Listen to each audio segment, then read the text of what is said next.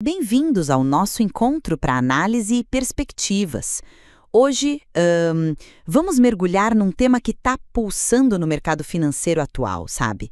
Extraído diretamente do material recente que a gente analisou, a estratégia, ousada de empresas que acumulam Bitcoin nos seus tesouros corporativos.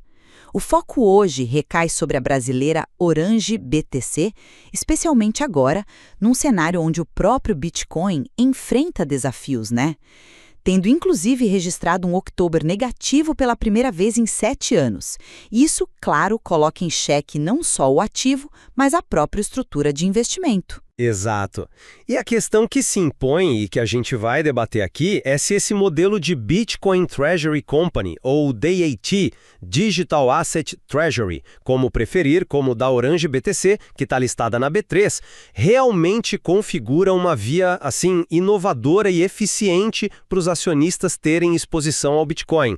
Ou se, na prática, ela acaba adicionando camadas de risco, sabe? Complexas e talvez desnecessárias, especialmente quando o mercado pro ativo base já está tão turbulento, e o próprio veículo de investimento, a ação, parece sofrer ainda mais. Olha, eu vou defender a perspectiva de que essa estratégia, sim, apesar das turbulências iniciais e da queda recente bem notável das ações da Orange BTC, ela oferece uma abordagem estruturada, regulada dentro do ambiente da B3 e com um potencial significativo de longo prazo.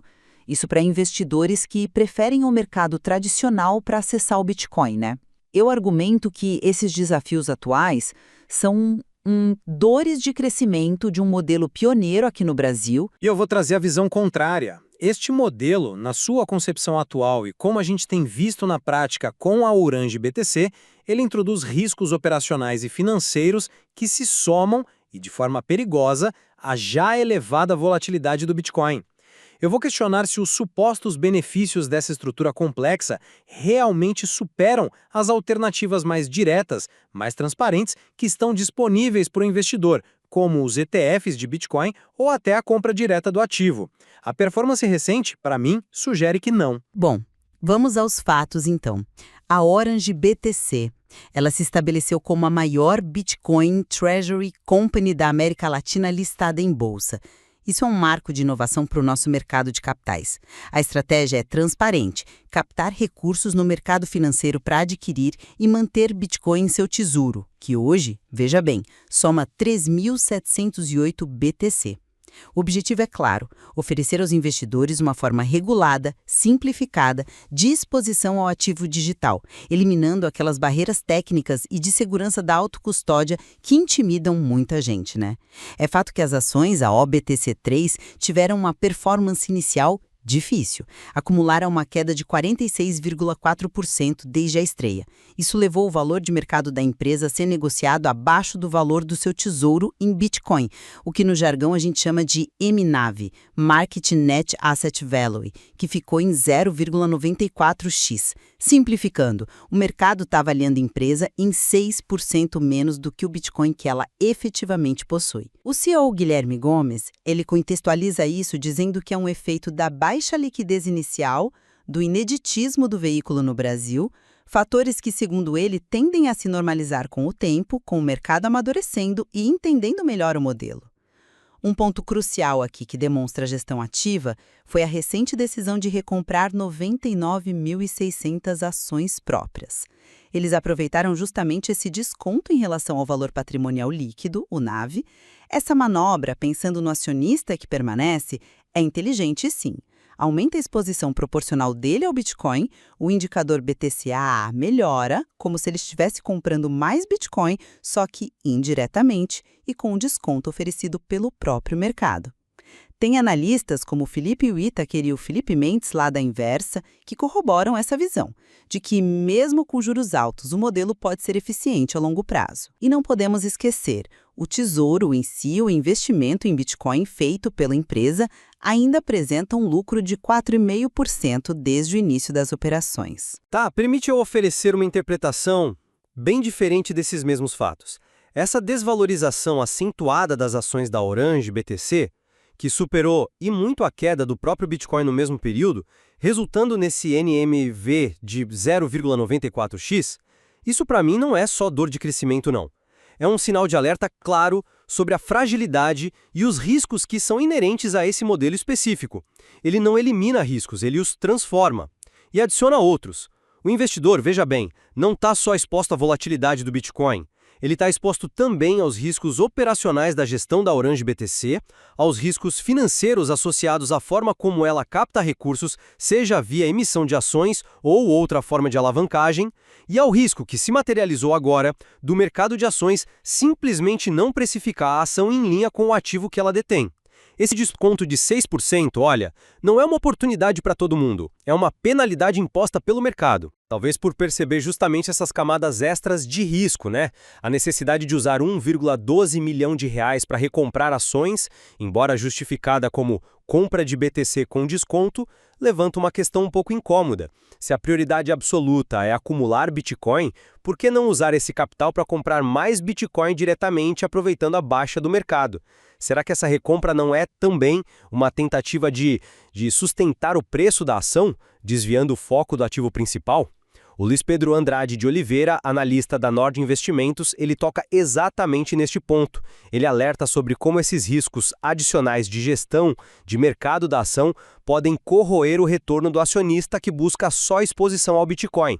Ele sugere que alternativas como ETFs de Bitcoin, que também são regulados, listados em bolsa, ou a compra direta, podem ser mais eficientes e seguras, justamente por serem mais simples. E o cenário global não ajuda muito. A gente vê pressão sobre empresas similares lá fora e a comparação do MVA-NV da Orange BTC, esse 0,94x, com o da MicroStrategy, que a gente chama de Strategy aqui, que negocia com um prêmio 1,11x, ou mesmo com o da Melius, que também tem BTC em caixa e está com 1,18x, isso mostra que o mercado brasileiro parece particularmente cético em relação a esse veículo específico do Orange BTC. Entendo a preocupação, sim, com a volatilidade da ação compondo o risco total.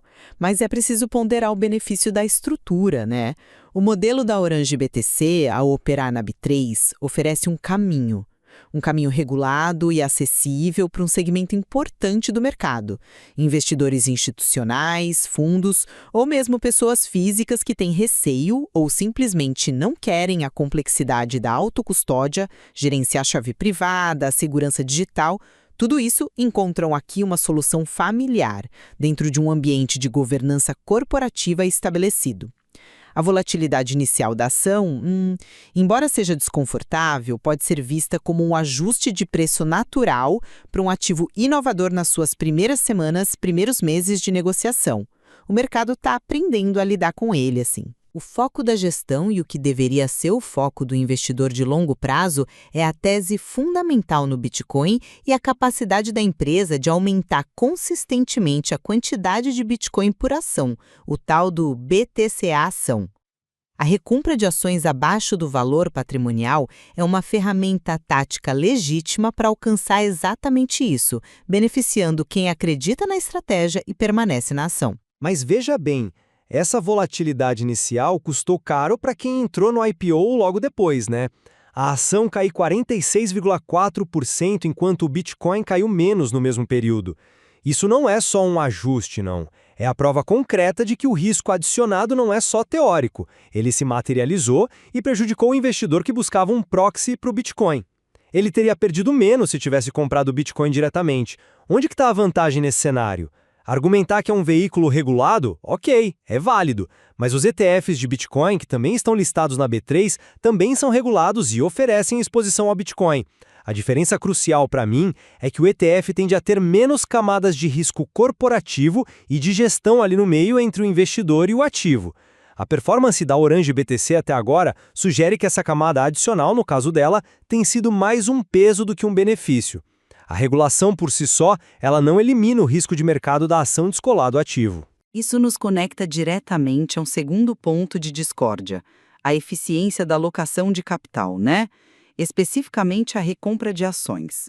Do ponto de vista puramente matemático e de criação de valor para o acionista que fica, A recompra, quando a ação negocia abaixo do NAV o valor do Bitcoin por ação, é, assim, indiscutivelmente vantajosa. A empresa usa o caixa dela para retirar ações de circulação a um preço inferior ao valor do ativo que cada ação representa. O resultado, cada ação restante passa a valer uma fração maior do tesouro total de Bitcoin. É uma forma de gestão ativa do capital, respondendo às condições de mercado da ação para otimizar o retorno do acionista focado no ativo subjacente. É usar a ineficiência do mercado de ações a favor dos seus acionistas, entende? Engenhoso na teoria, concordo. Mas na prática, a questão fundamental para mim permanece. Qual é o objetivo primário da Orange BTC? É ser a melhor acumuladora de Bitcoin possível, maximizando seu tesouro? Ou é gerenciar o preço da sua própria ação? Se a tese é que o Bitcoin vai se valorizar a longo prazo, usar 1,12 milhão de reais para comprar as próprias ações em vez de comprar mais Bitcoin me parece um desvio de rota. A justificativa de comprar BTC com desconto via ações soa um pouco como uma racionalização a posteriori, depois que a ação já caiu muito. Não poderia ser um sinal de que a própria gestão está mais preocupada com a cotação da ação no curto prazo do que com a execução da estratégia central de longo prazo? Isso pode acabar minando a confiança na pureza do veículo como um verdadeiro proxy de Bitcoin. O foco parece ter se deslocado taticamente do ativo, que é o Bitcoin, para o passivo, que são as ações. Será que não estão usando o capital que poderia comprar mais do ativo principal para tentar, estancar a sangria no preço da ação? Fica a dúvida, né? Mudando um pouco o foco para o contexto de mercado e as perspectivas futuras. Eu reconheço que o outubro de 2025 foi, sim, uma decepção para o Bitcoin. Quebrou uma sequência positiva de 6 anos e talvez reflita uma cautela maior dos investidores. No entanto, a gente não pode ignorar o histórico. Novembro e o quarto trimestre como um todo têm sido tradicionalmente períodos fortes para o preço do Bitcoin. Se essa sazonalidade, que tem bases em ciclos de mercado, fluxos de investimento, se ela se confirmar de novo, a estratégia de acumulação da Orange BTC estaria em tese bem posicionada para capturar essa potencial valorização. Quanto ao período de silêncio, o blackout, em que a empresa entrou antes da divulgação dos resultados do terceiro trimestre, prevista agora para 14 de novembro, isso é procedimento padrão para qualquer empresa listada na B3. Não indica nada de negativo por si só, é só cumprimento de regra de governança para evitar vazamento de informação privilegiada. A expectativa agora é pela divulgação desses números, claro. Sim, mas o cenário macroeconômico atual me parece bem mais complexo e, francamente, preocupante do que só uma questão de sazonalidade histórica. O Bitcoin reagiu mal à última decisão do Federal Reserve americano, né? Mesmo com aquele corte de 0,25% nos juros, o discurso do Fed foi duro, mantendo o tom cauteloso, sinalizando que a luta contra a inflação não acabou e que os riscos de desaceleração econômica, aumento do desemprego, são reais. Isso frustrou quem esperava um sinal mais claro de afrouxamento monetário. Aí você soma isso, os alertas de figuras como Ray Dalio, Paul Tudor Jones, sobre a possibilidade de uma bolha significativa nos mercados de ações globais. Uma bolha de fim de mundo, como o Dalio chegou a chamar. Historicamente, o Bitcoin tem mostrado uma correlação relevante com ativos de risco, tipo ações de tecnologia. Se essa bolha estourar, um veículo como a Orange BTC, que depende do mercado de capitais para se financiar e que opera de forma alavancada para comprar Bitcoin, ela seria duplamente vulnerável. A quebra da sequência de outubro nesse contexto pode não ser um mero acaso estatístico, mas sim um canário na mina de carvão, sabe? Sinalizando que o ambiente de aversão ao risco está aumentando e pode impactar fortemente tanto o Bitcoin quanto as estruturas criadas para investir nele. A estratégia da Orange BTC me parece particularmente exposta a esse cenário adverso. Chegamos então ao último ponto central: as alternativas de investimento. É inegável que hoje existem outras formas de se expor ao Bitcoin, como os ETFs listados na B3 ou a compra direta em exchanges. Ninguém discute isso. No entanto, a complexidade e os riscos percebidos da autocustódia ainda são uma barreira, sim, significativa para muitos. Gerenciar chaves privadas, entender de carteira digital, se preocupar com hack, isso não é para todo mundo. As DAPs, como a Orange BTC, elas surgem como uma solução que combina a exposição ao ativo digital com a familiaridade e a segurança percebida do mercado de ações tradicional. Oferecem governança corporativa, relatórios trimestrais, auditoria, tudo dentro do ambiente regulado da B3. Para um determinado perfil de investidor que valoriza essa estrutura e prefere delegar a custódia, essa combinação é mais atraente. Não é só sobre o ativo, mas sobre como se acessa o ativo, entende? Mas aí é que está o ponto crucial para mim. Os ETFs de Bitcoin, que também são negociados na B3 e também são regulados, oferecem exatamente essa exposição via mercado tradicional, sem a necessidade de autocustódia, mas com uma estrutura muito mais simples e direta. Um ETF de Bitcoin à vista, por exemplo, o único objetivo dele é replicar o preço do Bitcoin, com taxas geralmente baixas, transparentes. Ele não tem os riscos adicionais de uma gestão corporativa tomando decisões de alocação de capital, como essa de recomprar ações.